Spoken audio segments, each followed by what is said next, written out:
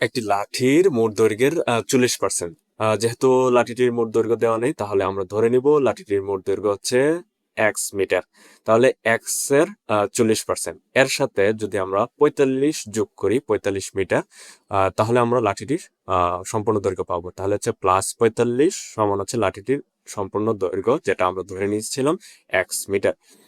তাহলে আমাদের থাকে হচ্ছে এক্স এর 40%। এক্স এর 40% মানে 40x/100। তো 4×10 হচ্ছে 40, 4 থাকে, 8×10 100, 10 থাকে।